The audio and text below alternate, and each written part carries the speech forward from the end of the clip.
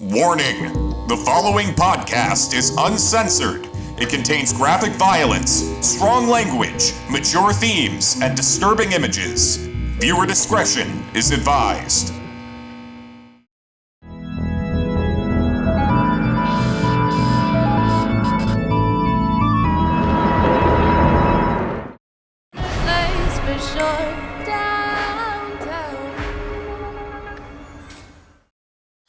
So, since we're talking about this movie today that has a very distinctive song in its trailer, I think it'd be fitting for me to read off an excerpt of that song. I went up to the moped store, said, fuck it. Salesman, like, what up? What's your budget? I'm like, honestly, I don't know nothing about mopeds. He said, I got the one for you. Follow me. Ooh, it's too real. Hold on a minute. This is a Macklemore song, which is fitting since I am Macklemore, and with me I have Eminem, Vanilla Ice, and Machine Gun Kelly. And this is the White Rapper Podcast. Hello. How are we doing? Hi, I'm Tanner Richard Kraft. Hi, I'm Austin Sweebelman. Hi, I'm Rein. I'm John Stewart. I told you guys this was the best joke I ever had to open up a podcast. And if it wasn't made obvious, which it wasn't, we're talking about Last Night in Soho, the new Edgar Wright movie. Edgar Wright, who is an incredible filmmaker who's made a bunch of absolute bangers, and my fifth favorite movie ever in Scott Pilgrim vs. the World. He's directed a horror movie. I just want very briefly, since I feel like Edgar Wright is maybe the most unique director we've talked about on the podcast so far, I just kind of want to hear what you guys think of him as a director in general. We'll start with Tim. So my history with Edgar Wright dates back to the year 2007, which was when my family decided to finally get cable.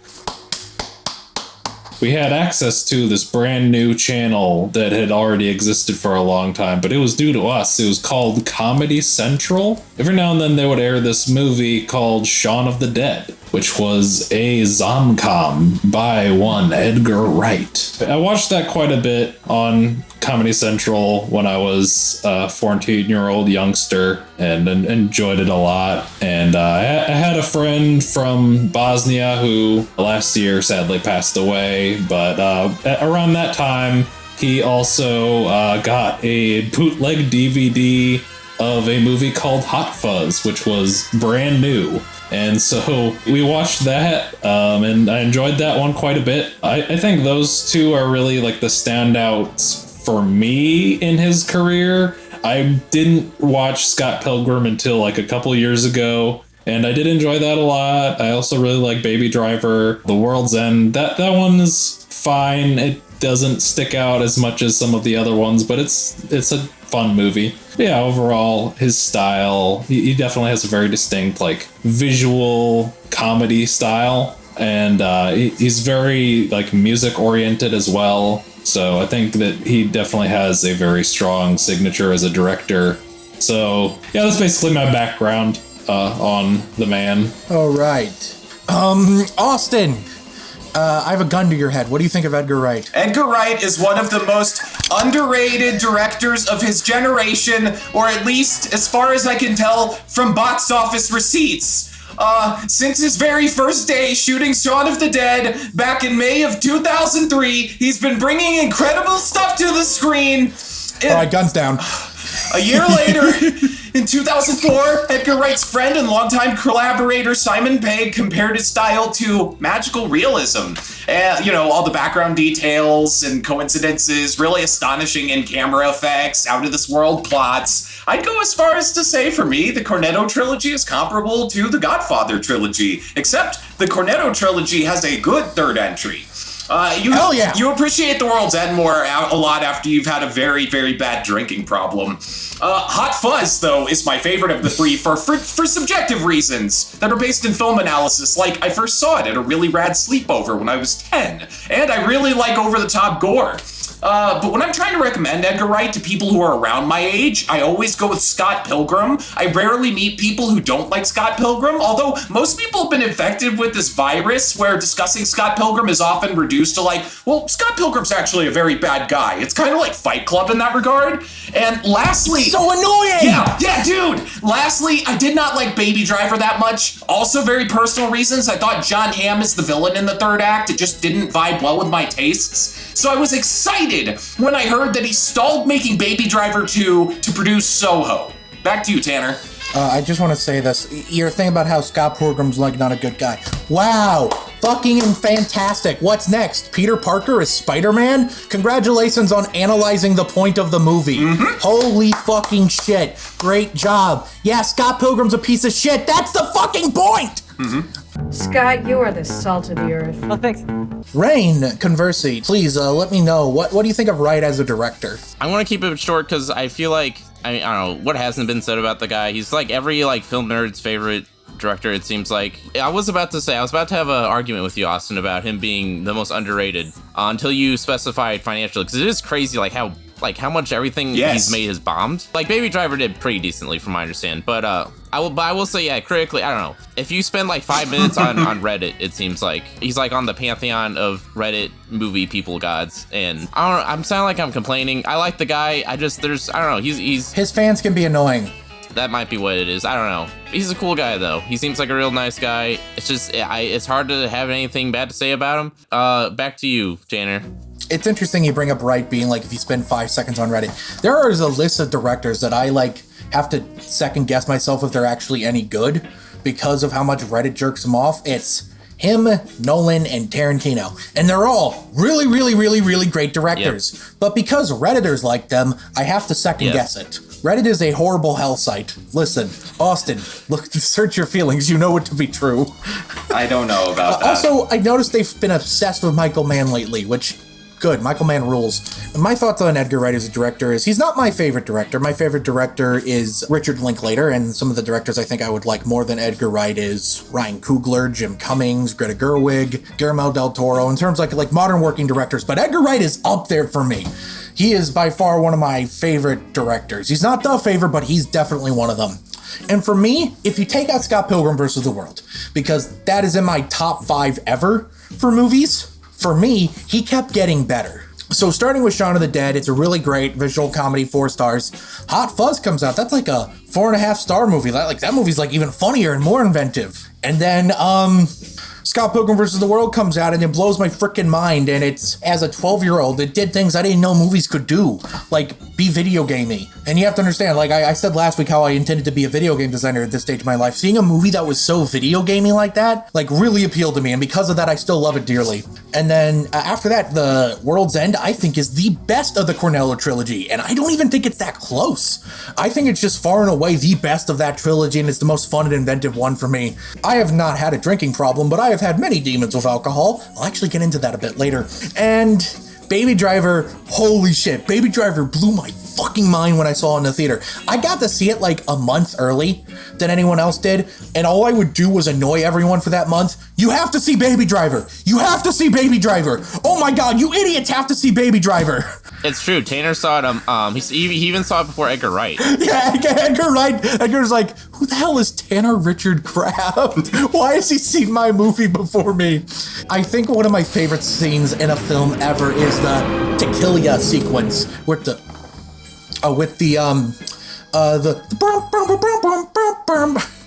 and the gunshots so perfectly timed. That scene is so awesome for 2 reasons. Because of that, and also it reminds me of the funniest karaoke video on the internet where a guy just stands there with a microphone for a solid minute and then just goes, tequila! The funniest fucking video ever, I swear to God. All right, so now that we've just kind of discussed our thoughts on Wright as a director, who I'm sure we'll be returning to, God willing, I will make sure we talk about Scott Pilgrim at some point, if nothing else. But what kind of expectations do we have going into this one? This was definitely most out of his comfort zone as a director. This is a horror movie when he's used to doing everything he's done is comedic on some level. Horror and comedy are 2 interesting genres because on one hand, you can kind of consider them opposites, but on the other hand, and this is more the train of thought I lean into, I think they're the 2 most similar genres. in the way that it builds up tension and then relieves tension. In horror, you do it with a scare. In comedy, you do it with a joke. So I think they're very similar in that regard, but it was still kind of interesting going in. So I just kind of want to know what expectations you had going into Last Night in Soho. Austin? I think some of the first shots that came out were shots of Thomas and Mackenzie and the excessive Halloween makeup sort of covering her face with her arm with the real wide eyes. And that made the movie look really, really cursed. Brief aside, there was a minute there where there existed this dilemma that I called the Impossible Friday. So back at the end of June, Dune got delayed by 3 weeks after its initial planned release date. And then this meant that Last Night in Soho, Dune, and The French Dispatch were all getting released Friday, October 22nd. Don't forget, this was before Jackass Forever got delayed too. Yeah, it was the Impossible Friday. Fortunately, this ended up not being the case. Soho ended up coming out on the 29th in the States. My expectations from the trailers were basically like, oh my god, Edgar Wright saw the Suspiria remake and went, yes, this is very clever to do drab colors and make it Nazi epic film in 6 acts, but what if we took the aesthetic from the old Suspiria and used it in my new feature since Luca Guadagnino isn't using it anyway? The other things I was comparing it to besides Suspiria is a weird deep cut, but one of the things I compared it to was the short film October 31st, 1998 from the very first VHS film, produced by Radio Silence. Is like this really good short about some guys getting messed with by a bunch of ghosties in a house, and it was shot really well. And of course, that one scene from Roman Polanski's Repulsion with all the hands in the hallway. Edgar Wright's always been a crackerjack with genre films, so it's like a dream of mine that great directors would take on a horror film, because you see a lot of scary movies by like up-and-comers who are trying to net the studio some quick cash so they can go make a Marvel movie or like a period Oscar drama film, but it's something different when somebody who has an established name gets out the fake blood and tries to scare the hell out of you. Yeah, that's all good points. I drink fake blood. So, Tim, what kind of expectations did you have going in? What? You, Tim, the guy watching this right now. I want to hear your thoughts. No, Tim M. Sullivan, what kind of expectations did you have going into Soho? So, I think my first, experience of just seeing anything involving this movie was just the trailer getting shared in the group chat at one point because it was talked about as being a podcast. And so I watched the trailer and it looked interesting, and I was like, oh, Edgar Wright's doing something different. That's neat. It was definitely appealing to see the way that he lit the film and just the style he was going for. And just to see a legit horror movie that wasn't trying to be a comedy from this guy. Basically reiterating Austin's thoughts. Back to you, Tanner. Oh yeah, so I knew coming in that he cannot make an awful movie. No matter how out of his comfort zone he's going to be, I know there's going to be some level of baseline enjoyment. Otherwise, I just came in with just a lot of curiosity, wondering, because based on the trailers and everything, looks like there's going to be little to no comedy in it. It's going to be a straight drama, straight horror experience. So I wonder how's he going to handle not being able to use comedy in his cinematic tool bag for this outing. So yeah, curiosity and it can't be that bad. It is probably pretty good. My expectations was I hoped it was good. What did you guys think about the movie, Rein? You saw it with me. We saw it together. We hugged the entire time. We were definitely terrified, and we embraced as friends, as platonic males, no homo. So, what did you think of the movie? Man, I am somewhat conflicted with this movie. It's really only with the third act where I feel like it's a joke that's trying to touch on racism by using a lot of racially taboo charged imagery or talking points. That's ultimately against racism, but if you actually really deeply analyze the joke on its fundamental level, it's this is not a racist joke, but but it's so rough around the edges with its execution that it's still pretty dicey. That's how I kind of feel about the third act, where it's throughout the whole movie it's tackling the issues of human trafficking and sexual abuse and whatnot, and I just feel I don't know, the whole imagery of us where it's trying to stage all the people that Anya Taylor-Joy's character murdered throughout this movie as victims almost. Ultimately, if you analyze it, I don't think Edgar Wright's not trying to say these people are victims that need saving. They're still monsters, I feel if Edgar Wright were to talk to us, but try and explain it, but I just feel like it's just kind of messy in its execution, where it feels like it's going against the themes with having us try to, like, I don't know, portray this poor abused woman as a monster. I feel like it kind of works if you view it in a way where her killing and all that is sort of in of itself like just her being a victim of this horrible system that would allow her to be put in this circumstance in the first place. But it's still, again, it's just kind of messy. All that aside, how do I feel about the movie otherwise? It might be a little bit too polished and a bit too smooth for me, possibly, for me to have really been afraid for a lot of it. I don't know, just like maybe it's a little bit too Edgar Wright-y for his own good, like with it just being a bit too poppy and a bit too slick, arguably. I don't know how, I'm not too confident about that critique. It was lingering in the back of my mind as I walked out of it. Because on the other hand, I don't know, there's like a certain energy to this movie that we really get that we wouldn't have gotten otherwise if it wasn't made by Edgar Wright. I did really enjoy it, especially like the first and second acts. I was on the edge of my seat for the most part and really excited to see what's going to happen next. And even though it might have been a bit too clean, I did all the visual homages to Gallo and all that, or Jallo. It was nice. Austin, what did you think about the movie? You know, my first time in the theater, when I saw the beginning, I almost didn't know if I was gonna like this film. Like, seeing Thomasin McKenzie dance around in a newspaper dress to Peter and Gordon was just like, well, it was really cutesy and mundane. But then I rewatched the movie this morning and it felt more like a classic opening to an old horror movie, because her dancing around in her grandmother's house is the farthest place in the universe from where she's about to go. I think it's really nice. All the usual brilliant features are here. Special effects shots that look impossible, dazzling period-specific production designed by Edgar Wright regular Marcus Rowland, stunning costume works by Oldie Dix Moreau, who recently did Chernobyl and has a crazy name, groovy music where the lyrics talk about the subtext of what's going on, bonkers cinematography from Chung Chung-hoon, the man who lensed Oldboy back in 2003. What? Yeah, and a dazzling cast of some very old and very new stars, directed by everyone's favorite Edgar Wright.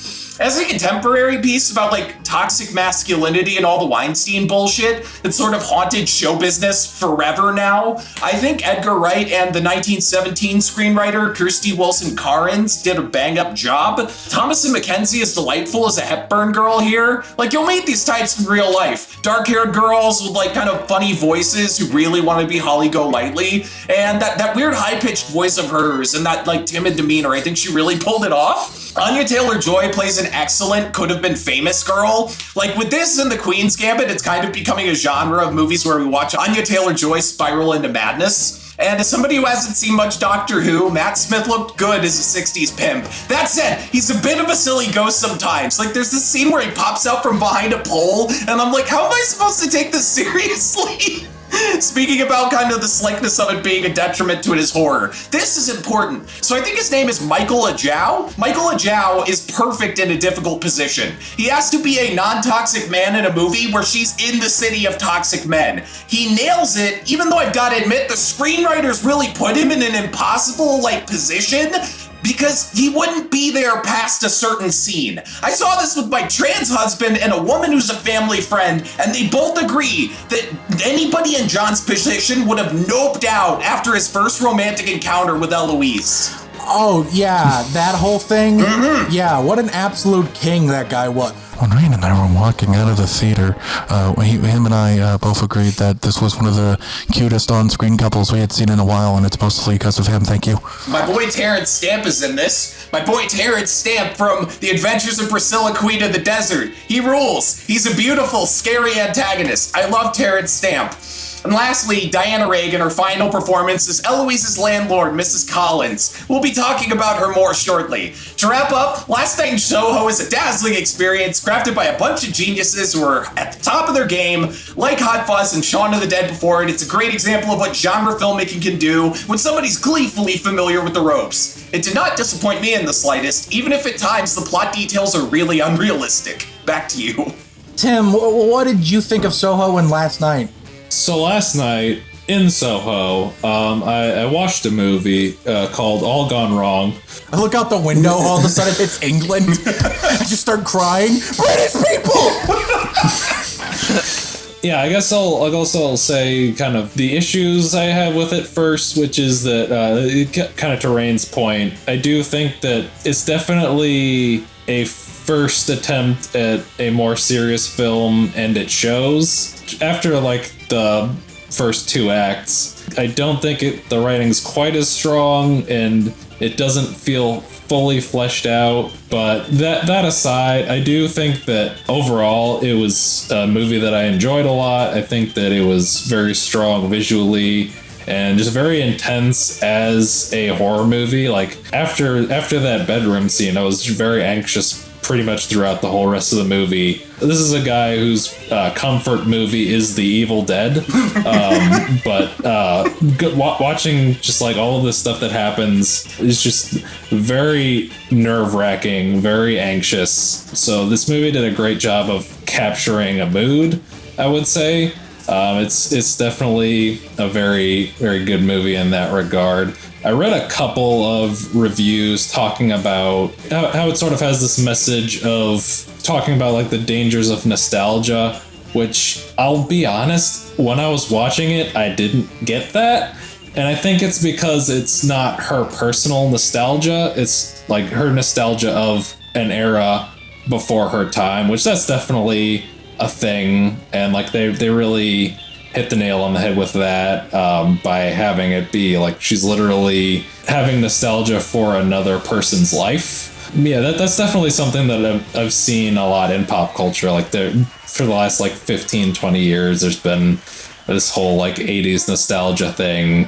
Go to any YouTube music video comment section and someone will be like, I was born in the wrong decade. Yeah, I was about to say that. Yeah. So that's definitely a thing. And like I have a lot of 80s movies that I love, a lot of 80s music that I love. I just fucking bought tickets for Tears for Fears. I get it. I enjoyed it as a very like nerve-wracking horror movie with some great visuals. Yeah, I don't think it's Edgar Wright's strongest, but he was trying something different, and hopefully if he does another horror movie, he'll kind of learn from this experience and make something even crazier good. Back to you, Tanner. Okay, it's funny that you brought up how a lot of reviews bring up that nostalgia thing. The reason those reviews brought it up is that's what Edgar Wright said when this screened at Venice. I think it was the Venice Film Festival in late August. When this screened out of competition at that festival, he said that this movie was about nostalgia and the dangers of nostalgia. That was the theme that stuck out the most to me. I know a lot of people think it's talking about toxic masculinity and everything. It's talking about that stuff for sure, but to me, the thing that stuck out the most in my mind was nostalgia, and I think it's because I have a tendency to be a kind of nostalgic person, and this is oddly enough where my alcohol thing kind of gets involved here, but I think nostalgia is a lot like alcohol. In small quantities it can be fun, it can bring you good times. In too larger quantities, nostalgia, like alcohol, can be very addicting. I tap into this a lot in my Letterboxd review of the movie, where the movie was pretty personal for me because I've had demons with nostalgia with my past. Anyone who knows me knows that in late 2019, I went through a very significantly hard moment in my life that has made me reflect on my past a lot. And for the past 2 years, I've kind of viewed everything through this moment's lens. It felt like everything was being tied back to that moment in time. And in this movie, I saw a lot of that. Eloise, the main character, is obsessed with the 60s from the beginning. It's like all she talks about. I saw like Audrey Hepburn posters in her room. If I went to a random 17-year-old on the street and I asked them, who's Audrey Hepburn? And they're like, oh my God, I love her in Parks and Rec. You know, that's probably what they would say. I saw a lot of myself in the main character in that regard. And I think the themes of nostalgia being fun, but also dangerous was really quite powerful. Because at first, when she's going through back in time, when she's midnight in Parising it, if you would, it's fun. It's exciting. You get to see the bright lights, private concerts, all this fun stuff. And that first night where she goes back, it's really fun and awesome, you know? But, since then, or after that, you know, each subsequent trip seems to get a little darker, a little more horrible, until it just completely spirals out of control. First drink, second drink, any addiction really, it becomes less effective and more dangerous over time. I don't have a drug problem or an addiction problem or anything. I'm only addicted to sugar. I don't know. I'm addicted to the past in a lot of ways, and I think a lot of this movie was about how that can be a bad thing. It's okay to look back fondly on the past, but I think the phrase, don't be sad that it's over, smile because it happened, I think is kind of almost like... It feels very weird considering the directions the third act goes in, but that felt like... Rein, I see that fucking face. Rein, just like, be very careful with your next words. I'm just imagining footage of all the intense flashbacks going on with that quote. So anyway, the moral of the story is that a fucking... Oh, it's your cat. Yeah. We watched a scary movie. It's natural.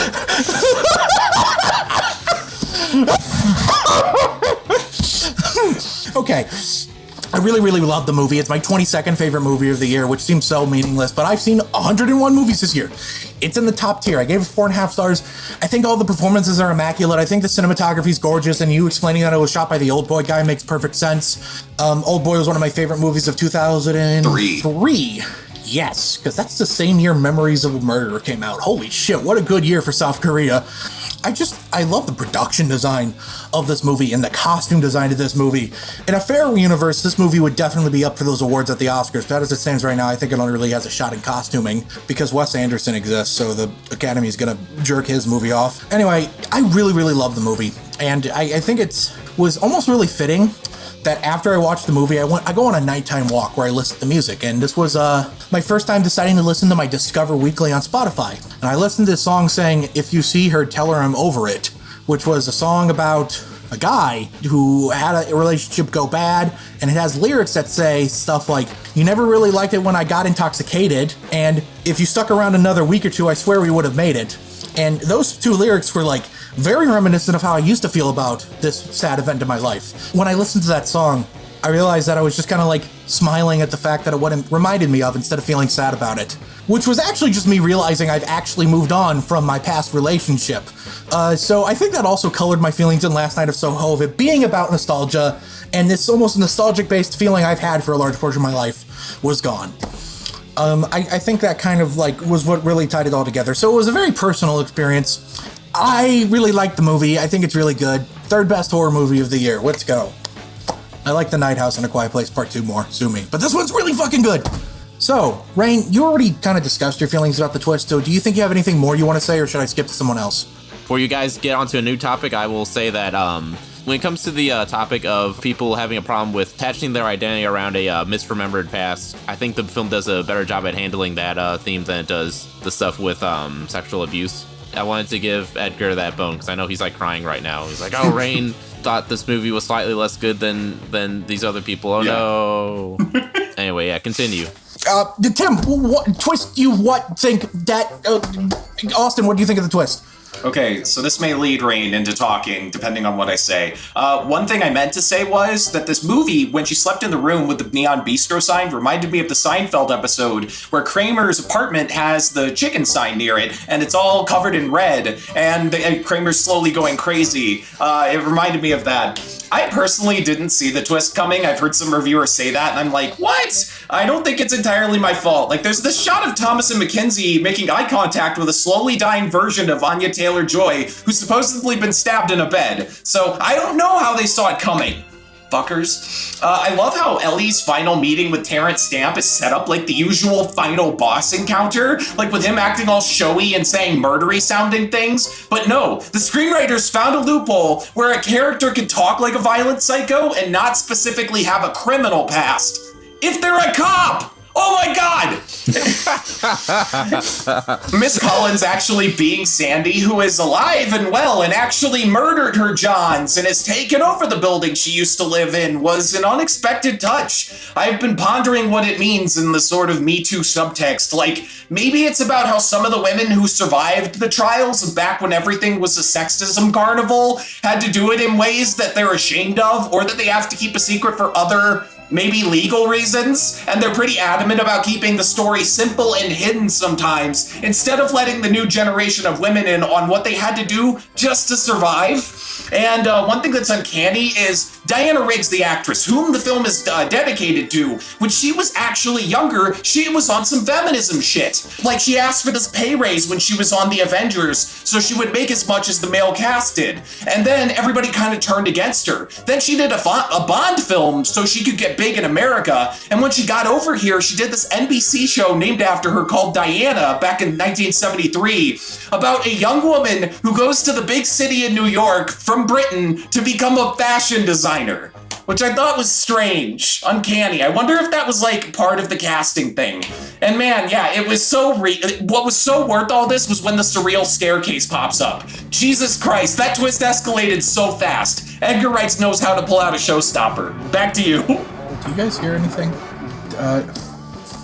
Tim, what did you think about the twist? So Austin, it's interesting that you say that you didn't see the twist coming. So like literally right when that scene opened, I had this thought of, what if the landlady was the lady? And then I thought, no, that would be too easy. And then they did the reveal, and I thought, motherfucker. You mean when they're about to sit down for tea, right? Because that's when it starts like occurring to you. But before that, I had no idea. At the beginning of that scene, like before that even like happened, I had that thought, and then I thought to myself, no, it's not that. But then it was. She's been here too long. That would be a cheap shot. Yeah. I assumed it wasn't the case because I put it in my like mental files as a possible twist like during the first act, but then once she supposedly died, I was like, okay, no, they never show mind. her die. I completely discounted that.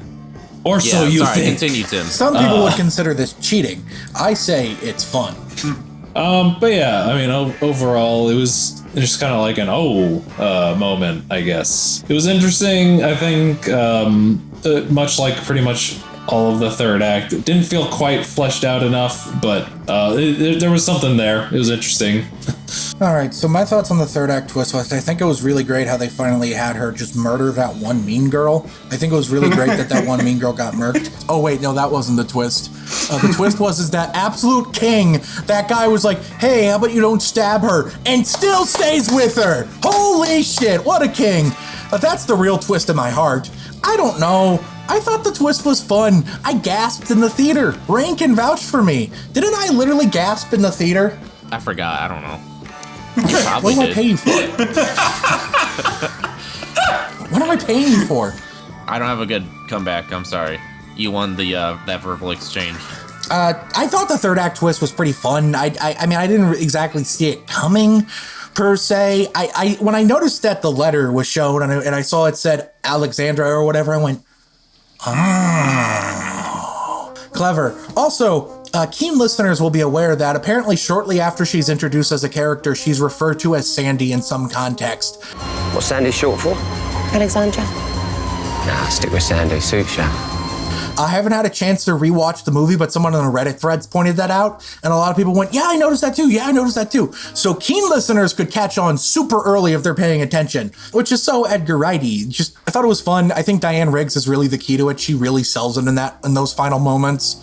I also remember thinking this movie was almost going to become like a 2-star movie for me very briefly, because when all the men start being like, save us, I went, I swear to God. Yeah. Like, I think Rein can vouch for this. I think I actually said swear to God, like briefly under my breath. I do think I remember that. I said swear to God. I do remember that. Like, I was really upset. It skirts the line so hard of being an offensive fucking movie. Yeah, it was this close to being like, as a victim of sexual assault, I am deeply... I like how the ghost people are handsy and shitty even as ghosts. Like, all the Johns she kills are still very grab-assy. Yeah, that's a good point. That's a nice little touch. Yeah, no, it's a nice little touch, detail. The moral of the story is, I've been saying the moral of the story a lot. I like the twist. It was cute. I also think when I was scared that they were going to die and it cut to black and I went, no. And then an EDM remix of some classic 60s song started playing, and I did the asshole thing and I said something out loud in the theater, but I think it's what the theater was collectively feeling. I turned to Rein and I said, I've never been more happy to hear a modern shitty dance remix of a classic song. Because I wanted a happy ending. Yeah. And I think we ultimately got a happy ending. Some people would think the final frame was an unhappy ending. I don't think that's what it was. I think that was just saying that the experiences with Sandy were going to live. She was going to live with those, and she was going to be informed by those. If anything, it was a very, great ending. I didn't get the classic, oh, the real monster isn't gone horror movie thing. Right. Which, don't get me wrong, I get why horror movies do that a lot. I'm kind of sick of it. Yeah. I think if anything, it's cowardly to not have a happy ending in your horror movie nowadays. I was gonna be sick of it if she like taps the mirror and she's in an insane asylum in like a straight jacket in a padded room. I would have left. I would have left the theater if they did that. I would have just straight up walked out. I would have been pissed. 0 stars. Instead, she somehow managed to get away with almost stabbing a classmate. Jocasta sucks, okay? Yeah, Jocasta was the worst. I think we all hated her. She's like from a completely different movie. Yeah, that was like the only real issue I had with the movie were those Mean Girls. That was so weird. She's like from like she's from Mean Girls. One of those like not even that. I was going to say she's from like iCarly or Zoe 101 or something, like one of those like just like kid sitcoms. Like she's the kid sitcom bully character. Angus Snobs and Perfect Snogging or whatever that movie's called. Sure, I remember it's a Nickelodeon movie from 2005. I remember it has "She's So Lovely" on the soundtrack. I'm not crazy. I remember that episode of iCarly where the character says, "I tried vaping. I just think it makes it look like so much more of a cunt." And for that, they threw you out? It's just classic iCarly. My mother's dead. Yeah, you've seen that episode of iCarly where like Carly just murks like 70 dudes.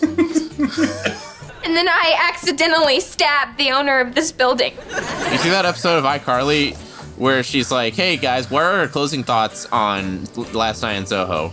Hey, you guys seen that episode of iCarly where Carly's like, "Hey guys, what's our closing thoughts on Last Night in Soho?" We'll start with Rein. So yeah, ultimately, I feel like it's a movie that was an admirable effort. I say that like it failed. I think it mostly worked. It stumbled a fair bit for me personally, but I mostly stick the landing. So I'm very excited to see Edgar Wright's next project. Yeah, I think it'd be neat if he tried another straight horror movie. Just like see what how it would improve. And yeah, my pitch for you, Rein: Baby Driver 2 horror movie. It's just no. I like both those things. But we need to combine them together. Tim, what thoughts are your finally on Soho last night? Good. Let's go! Austin, bring us home. Hey! Austin, bring us home. You know, Last Night in Soho, to me, is a return to form for Edgar Wright. After Baby Driver's weird third act, I had to spend 3 years waiting for what turned out to be the opposite. It's a cool horror movie, and it's actually kind of scary with a nice twist and a good enough message. I really recommend people see it in the theater. It's quite an experience. And yeah, I'm happy to have my boy back. This movie scared the shit out of me for like 10 minutes after I saw it. It was good. Anyway, I really loved Last Night in Soho. I think the themes of nostalgia were really interesting. I think it really appealed to me. It helped me cope with things I didn't know I needed to cope with in a very, very weird roundabout way, as I have murdered men. The moral of the story is this is a great movie about nostalgia, and it's a great movie about moving on from the past and knowing that it's good in small doses. But you know what isn't good in small doses, and what I prefer in large doses? You! The audience of this podcast. Thank you oh so very much for watching / listening to this podcast. If you are listening on any of the audio platforms we're on, thank you oh so very much for listening. Thank you oh so very much for listening. Please leave a review so it boosts us in the algorithm, you see. And if you're watching this video on YouTube, thank you oh so very much for watching it. Please go down in the comment section below. What do you think of Last Night in Soho? What do you think of Edgar Wright as a director? Have you murdered a man down in Reno or in Soho? Comment below. Let us know. While you're down there, hit the like button so we know how much you like us. Hit the subscribe button so you know how much we love us. Yeah, I'm not there. Oh shit! Alright, I'm not gonna hear whatever's about to happen. Leave me alone! Leave me alone! Leave me alone!